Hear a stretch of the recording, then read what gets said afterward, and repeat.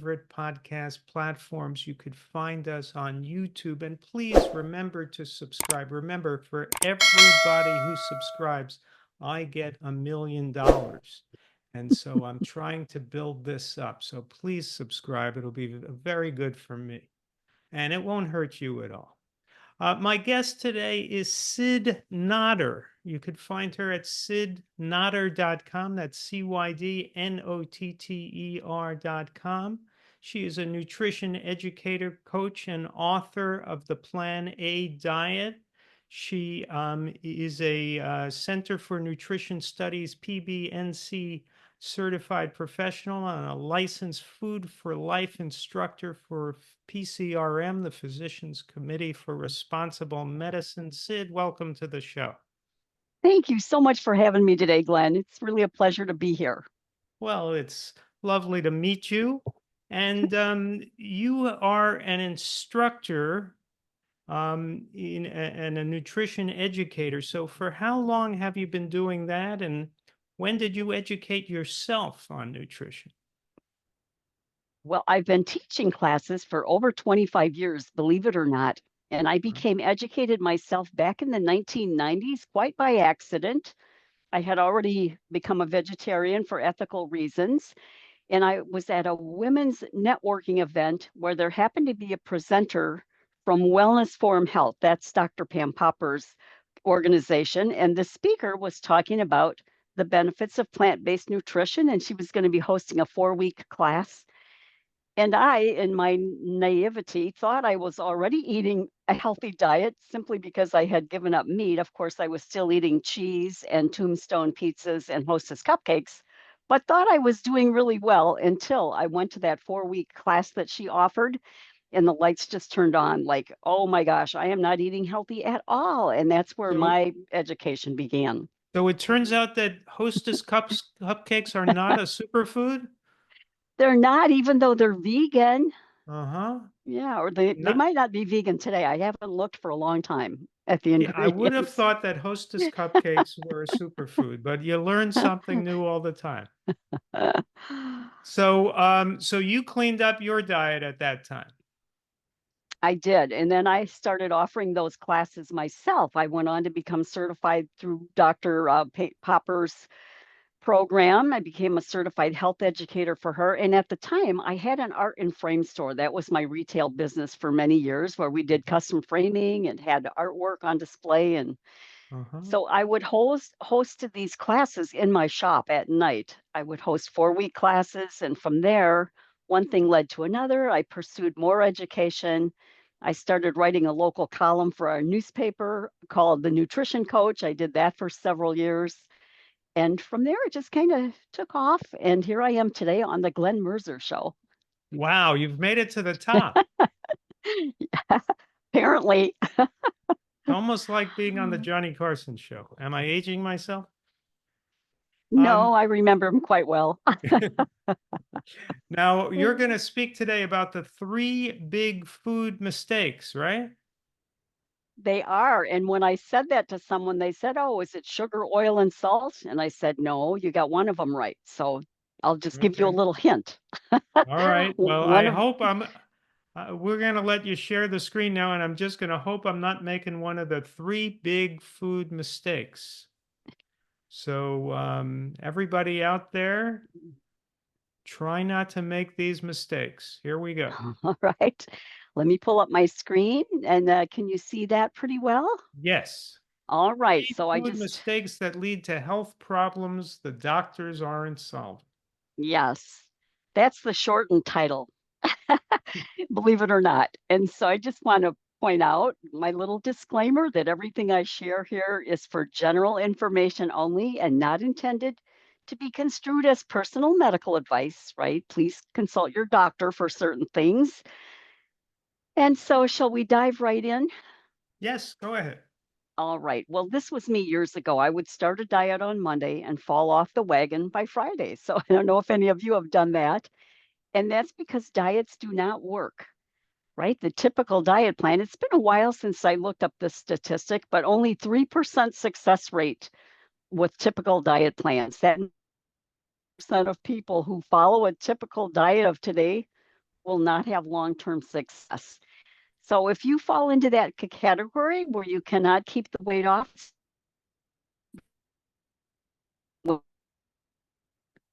Oh, is have you the frozen, Cyd? Okay, are you oh, back? am I back?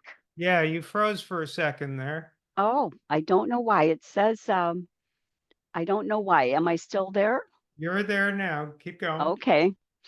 So gaining weight and suffering with declining health is the body's normal response to eating abnormal foods, right? So we have a lot of control over that. That's the good news, that it does not have to be this way. So if you're beating yourself up because you cannot keep the weight off or improve your health, it just simply boils down to the wrong plans. So today I'm going to share 3 big food mistakes that lead to painful joints, excess weight, health issues, and problems the doctors are not solving. And let's start with mistake number 1 is focusing on calorie counting versus calorie density. And a lot of this information might be old hat to many of your viewers, Glenn, but sometimes it's nice to have a little refresher course too. So, calorie counting is not the way to go because it often is very inaccurate. It takes a lot of time and effort and willpower, and it often results in decreased portions, little tiny portions that don't fill us up. So, it's not sustainable over time, right? Because who wants to be hungry? I sure don't. Calorie density, on the other hand, refers to the number of calories in any given weight of food, whether it's grams of food, but it's typically a pound of food. And so foods that are high in calorie density have a large number of calories per pound, and foods that are low in calorie density have far fewer calories per pound. So here's how certain foods weigh in when we look at the calories per pound. So veggies and fruits, potatoes, whole grains, beans, legumes, pastas, those are between 100 and 600 calories per pound. Avocados, 750. Animal foods, ice cream, and refined carbs are between 1,000 and 1,400 calories per pound. Cheese and sugar, 1,700. Soft drinks, 1,800. Junk food and chips, about 2,300. Fried foods, 2,500. Nuts and seeds and nut butters, peanut butter and almond butter, 2,800 calories per pound. Milk chocolate, 3,000 calories per pound. Butter, 3,200. And oils, 4,000 calories per pound. So, the American Cancer Society and the World Cancer Research Fund, I mean, World Cancer Research Fund, yeah, they recommend lowering the average calorie density of the American diet to 567 calories per pound, which allows us to eat freely of the fruits and veggies and starches and whole grains and beans and legumes without the addition of sugars and fats, of course. Now, can we include some of those higher calorie dense foods in our diet? Yes, we can, and I'll be talking about that shortly. So this is what 500 calories looks like in your stomach. I'm sure you've seen this forks over knives calorie density chart. Many of you have seen this. And keep in mind that your stomach is about the size of your fist when it is deflated. When it's not expanded, your stomach is about the size of your fist. So it's important that we don't starve ourselves or stuff ourselves because our stomachs can expand to accommodate large portions when we're overeating. So here we see what 500 calories of oil looks like there on the left, followed then by cheese, then meat, then potatoes, rice, and beans, and then fruits and veggies. And sometimes when I show this chart in the general public, people are asking me, are you suggesting that we eat carbs like rice and potatoes? And I say, yes, I'm totally suggesting that. And many people have been led to believe that all carbs are evil when nothing could be further from the truth. In fact, they've developed a condition that's actually called carbophobia, which is the intense avoidance of anything carb related. But not all carbs are created equal, and there is a big difference between complex carbs and refined carbs. As we all know, complex carbs are the whole plant foods that we've just been talking about.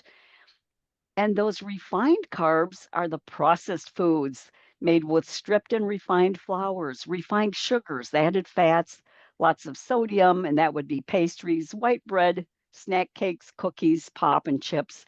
And that is just the tip of the iceberg. In fact, I just completed a label reading course and discovered that nearly 75% of the foods on our grocery store shelves are considered ultra processed foods these days. So, for optimal weight and health, we want to focus on those complex carbs and totally avoid those refined carbs. So, how does that apply to you? Now, I like to include some food slides when I'm giving a presentation because if you happen to not be eating a plant-based diet, I think it's important that you see that plant-based diet does not just consist of salad and celery, right? That's what many people believe when I'm presenting this talk in the public.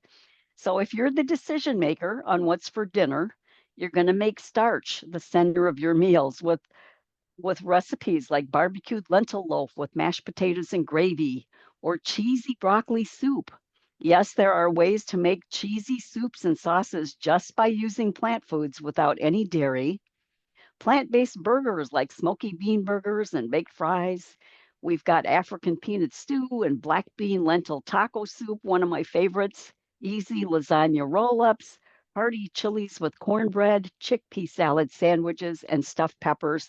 And there are thousands of recipes out there. So you don't need to be overwhelmed if you're just starting a plant-based diet. You don't need to find hundreds of recipes at once. Just find 6 or 8 that you need to get started and repeat those as you add more to your repertoire. So that was mistake number 1, thinking about calories rather than calorie density. Let's move on to mistake number 2 now, which is the consumption of extracted oils. So remember that calorie density chart that we just looked at? If you look at the left-hand column there, you'll see that extracted oils are the most calorically dense food on the planet with 4,000 calories per pound. And I'm always hesitant to call oil a food because really oil is just the extracted fat from a food. Did you know that? That's all that oils are pure liquid fat, which has been extracted or pressed from olives or vegetables or nuts or seeds or coconuts or even fish.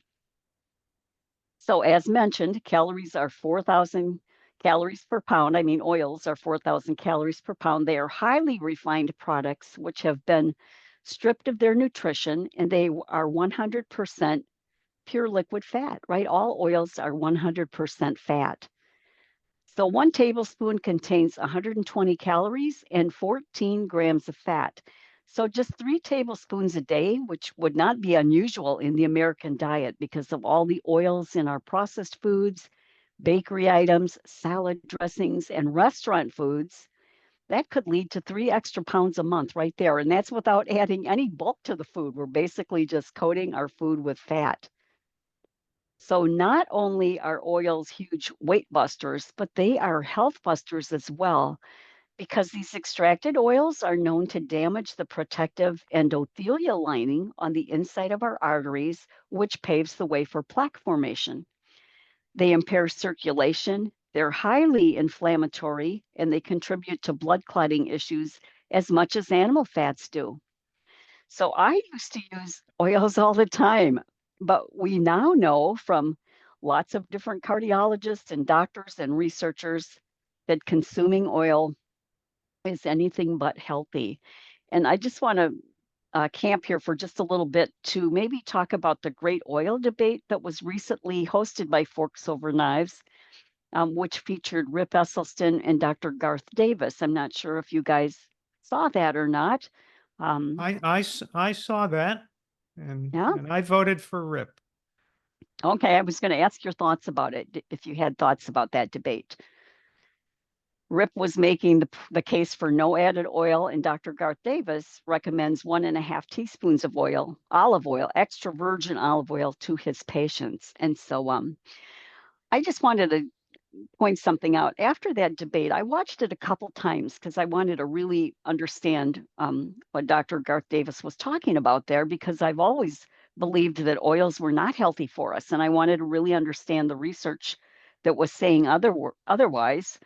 And so I actually went to the study, one of the studies that were referencing, the CardioPrev study, which showed that the Mediterranean diet with olive oil was better than a low-fat diet as far as heart health. Well, actually, they were studying the carotid arteries. That's where they were testing people for the results of this test. And the first thing I found, my biggest concern with the study is who sponsored it, right? I was taught that years ago in the wellness forum. When you're evaluating research, and I have 7 tips for this on my website, by the way, how to evaluate everything you hear and read. The first thing is who sponsored it? Who's making the claim that this is healthy? So the first sponsor listed on the CardioPrev study is the Olive Communal Heritage Foundation. And their mission statement is to guarantee the maximum and best exploitation of the Spanish olive sector that collaborates in the defense, promotion, and in management of the collective interests of those who make this an important sector of our economy. So that study took place in Spain, where the olive industry is huge in Spain. And so this Olive Communal Heritage Foundation, which is a private nonprofit organization who is dedicated to implementing initiatives that benefit the olive oil sector. Okay, so that was my first concern with the study. And I have many more concerns with the study, which I'm not going to share here. We would be here for hours. But I just want to encourage people that when you hear things like this, to take the time and dig in. I mean, if you're going to base your health decisions on a stance, I think you should really take the time to figure out if what you're hearing is accurate and what were the parameters of the study. In this case, I had concerns about that. And again, I won't go into all that. I'm just wanting to encourage people that when you're hearing that olive oils are good for you, to really look at the research that is saying that, because we know from the work of Dr. Esselstyn and other doctors and researchers that extracted oils are not very good for us. And years ago, I created an inflammation class for our local college. And in that research, I found many studies that say olive oil is highly inflammatory. So I'll we can note, find Cyd, study. excuse me, I'll note, Cyd, that Jeff Nelson posted on his Veg Source YouTube channel a video with his review of the Rip Esselstyn Garth Davis debate. So people What can was find that his? on Veg Source. What was his point of view on that, Glenn? Do you know He what? also votes for Rip. All right. Jeff Nelson is very much a low-fat advocate. All right. Good. All right. So shall we continue on with, we are on Please. mistake number 2 with olive oils, or all oils actually, but we want to look at other high fat products as well. It's very hard to lose weight or keep it off when we keep a lot of high fat products in our diet. Butter, for example, is 100% fat, cheese, 70%, sour cream, 63%, and ranch dressing, which I see a lot of people having this big, beautiful salad, and then they're pouring ranch dressing over it, which is 75% fat. So we need to learn to purchase and prepare foods without all these oils and fats for not only weight management, but good health as well. All right. I just want to throw in a little word about coconut oil here because that remains very popular to this day. Coconut oil is not only 100% pure liquid fat, just as all oils are, but 92% of it is saturated fat. And again, in that inflammation class that I created years ago, our cancer researchers, our top cancer research lists saturated fat as one of the most highly inflammatory food components. So let's keep that in mind as we're thinking about on the coconut oil here, I mean. So to put that in perspective, 92% saturated fat, 1 tablespoon of coconut oil has 12 grams of saturated fat compared to a tablespoon of lard, which has only 5, well, not only 5, but 5 grams of saturated fat. So coconut oil has more than double the saturated fat as in lard, right? We probably wouldn't think about adding lard to our diet these days. I'm not sure if any of you remember Crisco. I sure do from my childhood. But it's really important to understand why this matters so much because saturated fat, again, is very inflammatory and a major contributor to plaque formation, type 2 diabetes, dementia, and so much more. All right, so how does this apply to you? Well, if you regularly eat out at restaurants, which I know a lot of people do, just know that the food in a restaurant is typically filled with added fats and oils, right? They're trying to make that food tasty. And it doesn't matter if it's a fast food restaurant or a gourmet restaurant.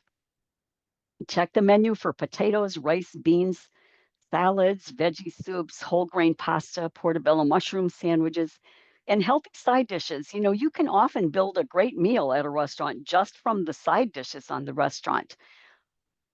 Then make sure you, let me go to the next screen. Am I frozen here? There we go. Ask about the hidden oils too, like in things like dressings and sauces. You might even want to bring a small container of oil-free dressing. You can purchase those little containers just about anywhere. And then lastly, ask how the food is prepared, right? Request that your food be steamed or baked or grilled over a dry skillet. Of course, you want to avoid anything that's fried in oils or sauteed in oils. And I've discovered that restaurants are really willing to work with you, especially if you call ahead and tell them that you're following a special diet for health reasons, because you would be. Now, if you're the shopper of the house, the person that shops for groceries, read your labels and avoid the products which contain any types of oils. Now, this picture here is Earth Balance butter, a vegan butter that I used to buy all the time before I knew any better. But if you check the ingredient list here, you'll notice that almost the entire product is comprised of oils. There's palm fruit oil there, soybean, canola, and olive oil. And this product is 100% fat. You can tell there because in that box, the nutrition facts box, you see that the calories are 80. And right next to that, it says the calories from fat are 80. That means the product is 100% fat. All right, so we do need some dietary fat, right? We do need it to support healthy body functions. I won't go into all that today, but we do need fat. They are a good source of energy. They pad our organs. They help support our nerve and our brains. They're essential for our cell function. They actually regulate our body temperature as well. And then they aid with absorption for those fat soluble vitamins like A, D, and E and K. So we do need some fat, but how much do we need? I mean, too much fat can be very unhealthy and lead to problems. So we only need about 3% of our calories to come from essential fatty acids, which are omega-3 fats and omega-6 fats. And those omegas, they occur naturally in plant foods. Now, some experts say that it's challenging to provide a one-size-fits-all number for how many fat grams we should have. But we know from the doctors that we follow that for optimal health, 10 to 15% of our calories should come from fat. And that would be, a healthy range, which is another thing back to that study that I was just referencing. For the low-fat diet, they used a 20% fat diet. That's not a low-fat diet, but that's was used in Cordio Prev study. But we know that a 30% fat diet is not a step in the right direction. Many doctors, lifestyle medicine doctors, are saying that 30% of calories from fat has been shown to worsen disease. So we want to stick to around 10 to 15% of our calories from fat. So you still see me, Glenn? I just got a little note Yes, that my internet, okay. So the you're okay. American Cancer Society, they promote 20% fat, and the World Health Organization advocates for 15% fat. Those that are battling heart disease, like Dr. Esselstyn's program, he's even more restrictive, when it comes to fats. So let's shoot for 10 to 15% fat because oatmeal is 16% fat and peas are 15% and quinoa is 15%. And all of those foods are fine to eat. So we want to be very mindful to remember that it's the overall pattern that we eat every day that matters greatly. All right, let's go on to the next slide here. I decided to throw a few slides in here from that label reading course that I just developed because we're talking about, if you're the shopper of the house, you need to read labels. So as a little extra bonus for you today, I'm going to throw these slides in. How can you tell if you're in the store looking at a product, how fatty a product is? In other words, what percentage of the calories in that product is coming from fat? And this is a quick calculation. It may look daunting when I first tell it to you, but it's very easy once you understand it. So 1 gram of fat has 9 calories, and it doesn't matter the source of the fat. It could be chicken fat or cheese fat or avocado fat. Whether it's animal fat or plant fat, all fat has 9 calories per gram. So if you want to see the percentage of calories coming from fat in a product, we take the total fat times 9, and then we times that number. We divide that number by the calories. Okay, let me show you how this goes. This is a box of Larabar apple pie Larabars. Okay, apple pie Larabars. And when we read the ingredients there, circled in red, we see dates, almonds, apples, walnuts, raisins, and cinnamon. All good, right? All whole food ingredients. So it passes the ingredient test. Let's check out the percentage of fat. And I'm not saying you wouldn't purchase this. I'm just showing you an example of how you would determine the fat in these Larabars.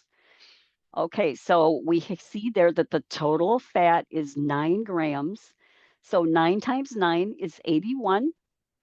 You take that number, 81, divided by the calories, which you see in bold letters there at the top.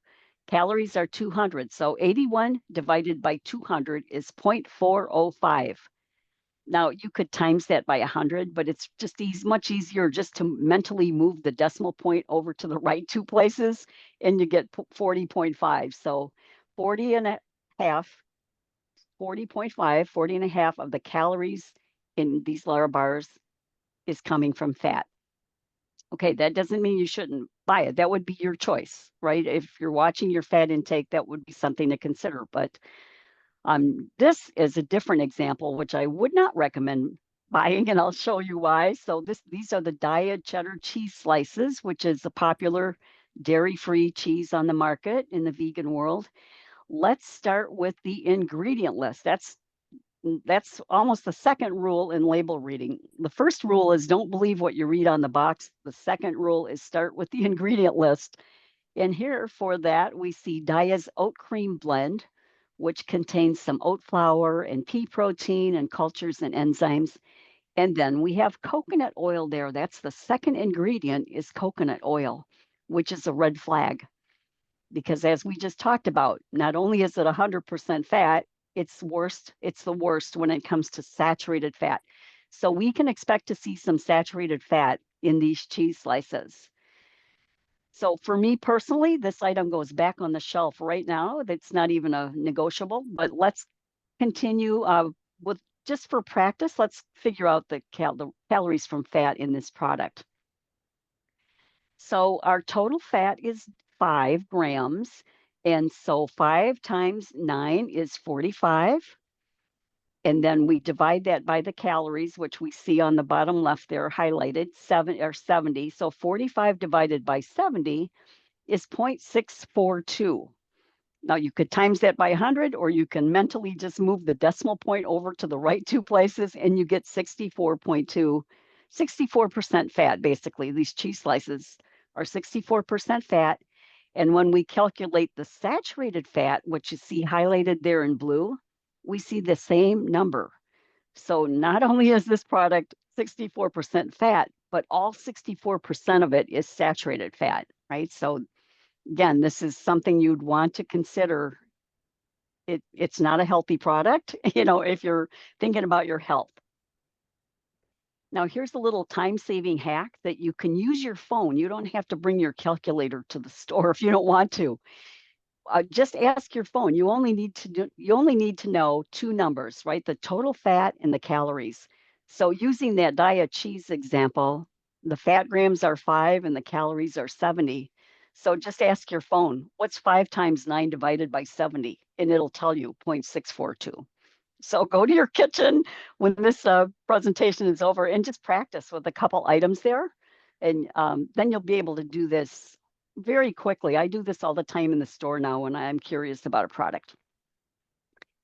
Okay, one more labeling loophole about oils. And I know we're staying on mistake number 2 a long time, but I feel this is an important topic today. How can a product say zero fat and 0 calories when it does in fact contain fat and calories? Well, there is a labeling loophole that you should be aware of, and it's especially evident here in spray oils. So here's a picture of some typical spray oils, and the ingredients highlighted there in green are canola oil, soy lecithin, which is another type of oil, an anti-foaming agent, and if you look a little closer, it also contains a propellant to dispense the spray.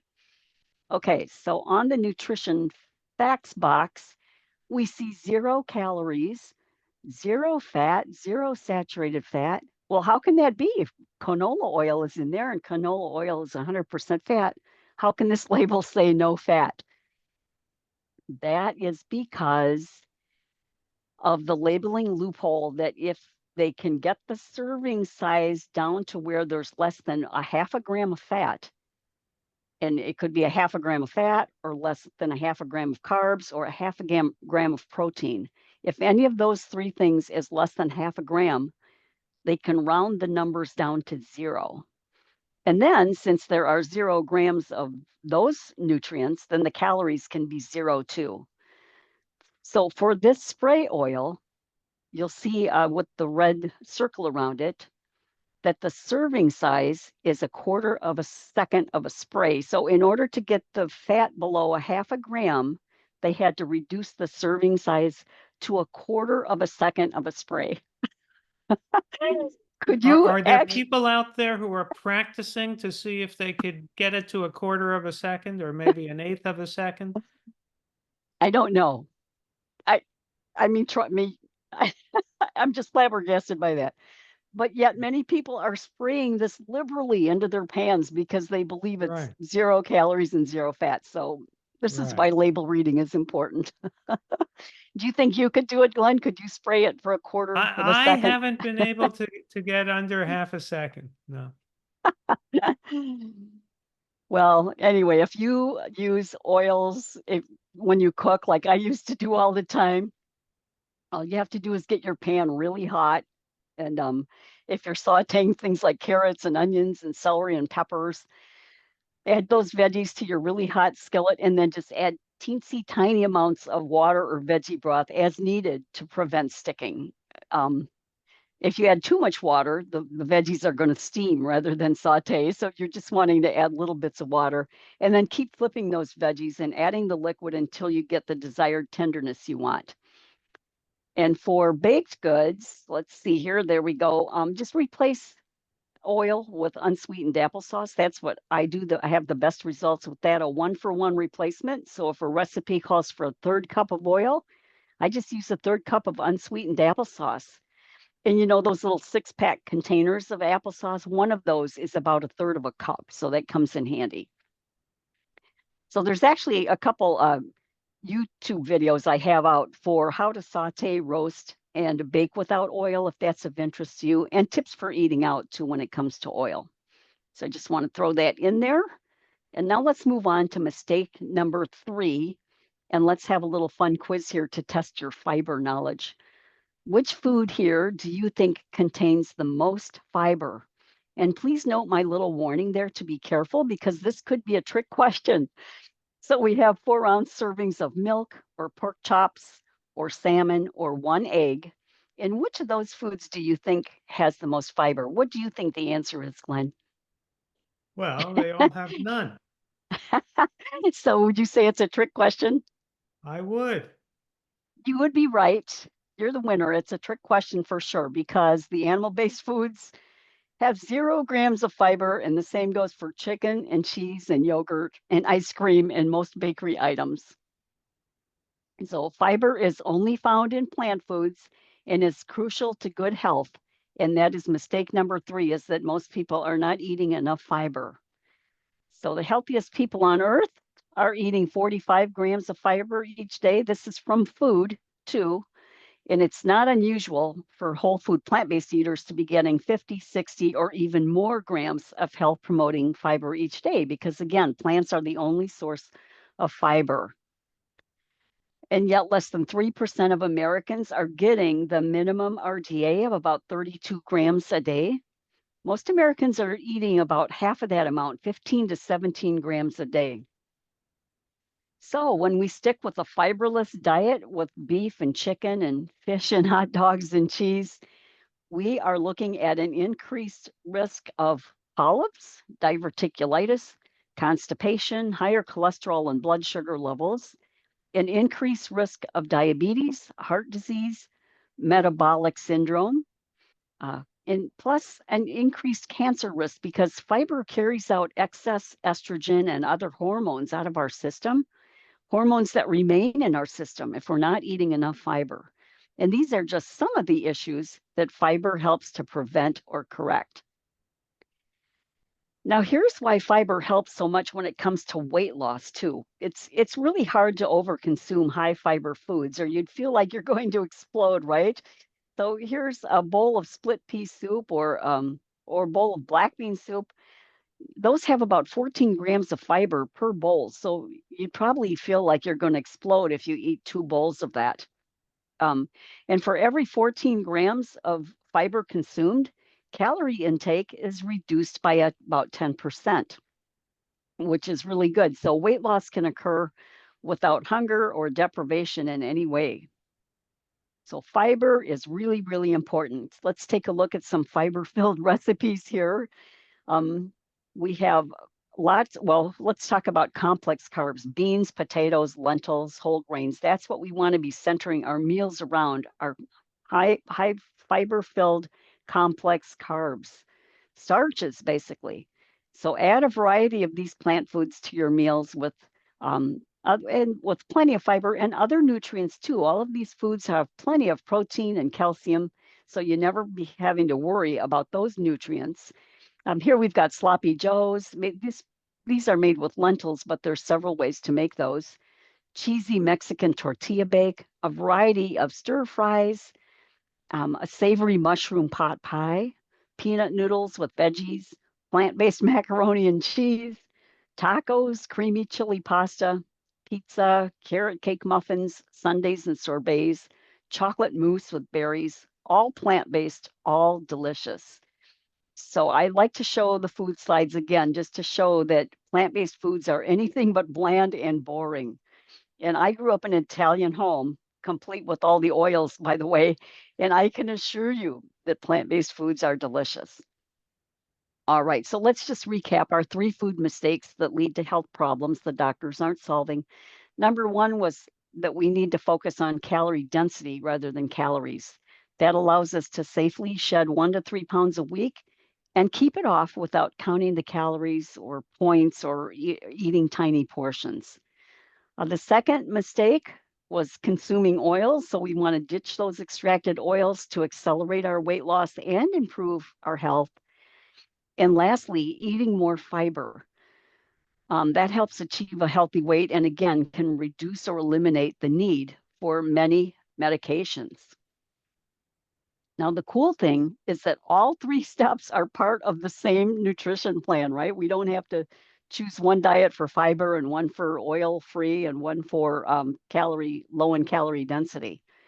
There's no dieting required when you're following a whole food plant-based diet with no added oils, and you're not starving yourself and you're not stuffing yourself either.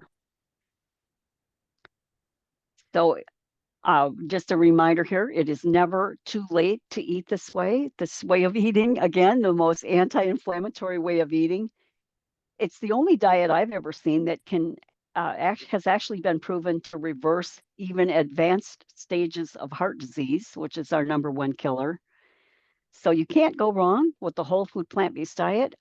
If you need help with that, I do have programs that would help you do that. If you want to see the full length version of this presentation, you got about a third of the information today that I have in the full length version on my website, which is free. It's a free version of 3 food mistakes. So if you go to my website and click on the courses tab, you'll see this presentation there called 3 food mistakes watch the whole thing if you're interested in doing that. And at the end, you can book a complimentary call with me if you so desire. Believe me, there are no strings attached. I am not a pushy salesperson. I cringe at the thought. I just offer it for free if you're interested in that. And I always like to finish this by just saying that I'm about to turn 70 this year, Glenn, which No, is, yeah, I'm going to be 70 this year. don't lie to us.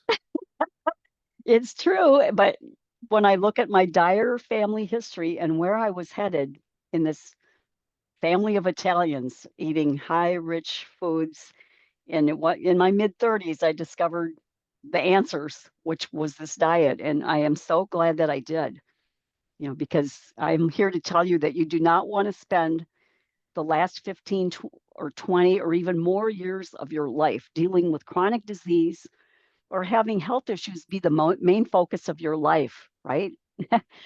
I Mm. encourage you to picture a different future for yourself where there's no more dieting and you're living in a functioning, healthy body. All right, I'm going to stop sharing now. Thank you so much for that presentation, Cyd. That was terrific. And You, especially the part on oils, you hit on my pet peeve, coconut oil, which mm, I think is just one of the most damaging foods on the planet.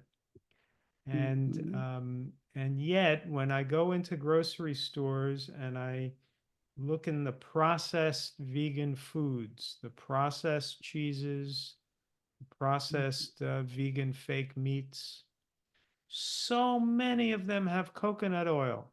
It's mm, like the meat industry decided to infiltrate the vegan food business and kill us off. It's yeah. really, really harmful. I used to debate with a friend of mine named Gordon, and he was overweight. He was about 40 pounds overweight. And he would tell me that he was worried about me. I wasn't in good health, he didn't think, because I wasn't eating enough healthy fat.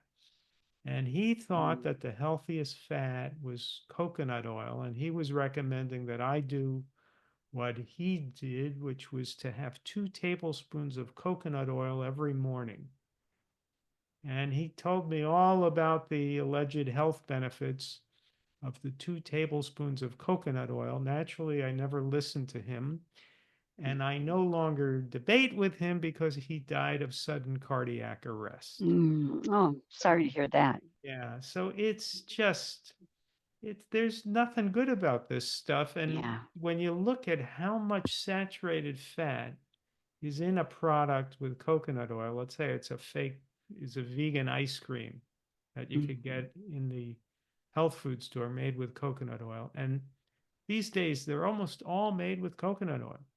And you look at mm, the saturated fat per serving, and it'll say 7, 8, 9 grams of saturated fat. And then you look mm, at what a serving is, and this is an ice cream type product. So people may be eating 2, 3, 4 servings because it's sweet and they'll find it delicious, sweet and creamy. So they may be mhm, getting 20, 25 grams of saturated fat. And yeah. it's just deadly stuff. And this is in the vegan section, and Yeah. then if Right. people eat that way and then their health breaks down, they could blame the vegan diet. That's not a vegan diet. That's just a processed food diet. Exactly. A vegan junk food diet. Yes. Yeah. So please, everyone, if you just do one thing on the terms of improving your diet, stay away from oils and particularly coconut oil. Yeah. That's just Yes. And yeah, so I'm going to send you a link to my label reading course, Glenn. I think if you'd like to see it, I think you'd find it interesting because vegan ice cream is one of the things that I point out there. When I worked on the class, I tried to include a lot of vegan junk foods as examples, read the yeah, labels on the vegan junk foods. They are yeah, not healthy, not yeah, healthy. And I was there. I was stuck there myself for a long time when I made the transition from unhealthy vegetarian to unhealthy vegan to finally whole food plant based about 16 years ago. right. So I know that it's easy to get comfortable with those vegan junk foods. And the fake chick patties and the fake hot dogs and all of those things. And Mm. but Well, when I became a vegan, I ate a lot of the processed foods. I ate a lot of the vegan hot dogs, but at least they were zero fat. They might not have been the healthiest foods of all time, but the processed hot dogs that I would eat were zero fat. is that And right? Okay. yeah, yeah. And I would eat, you know, I remember some processed vegan, they were like fake chicken nugget type things. Hmm. And I'm sure they weren't healthy, but it wasn't full of coconut oil. Hmm. It wasn't 10 grams of saturated fat. And even when you you know, a decade or more ago, maybe 15, 20 years ago, I would eat the processed vegan ice creams. But even then, it Hmm. was made maybe with soy oil. Hmm.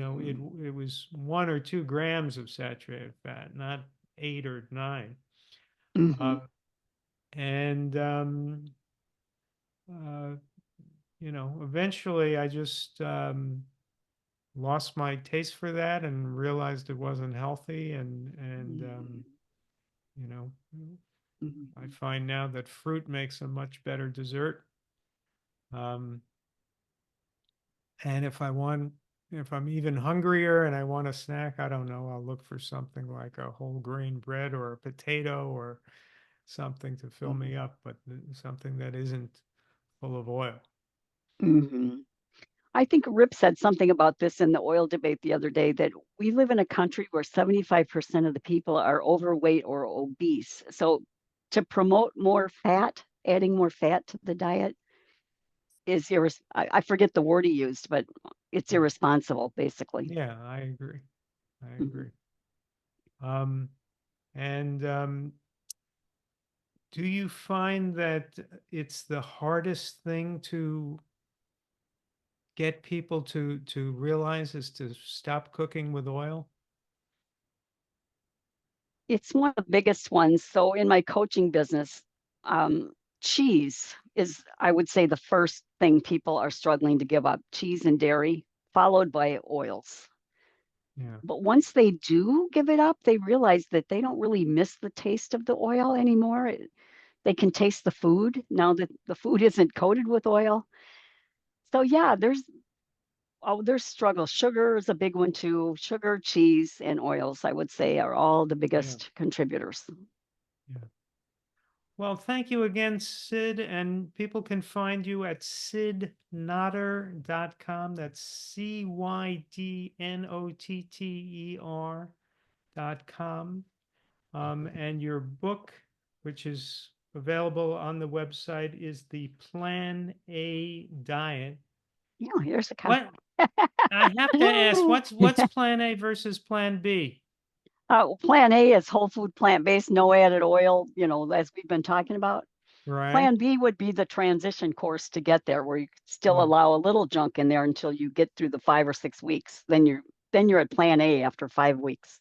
okay. So you got to go through Plan B if you want to get to Plan A. Absolutely. All Plan right. A means our first most beneficial choice, right? What's your Right. plan A? That's the first most beneficial choice.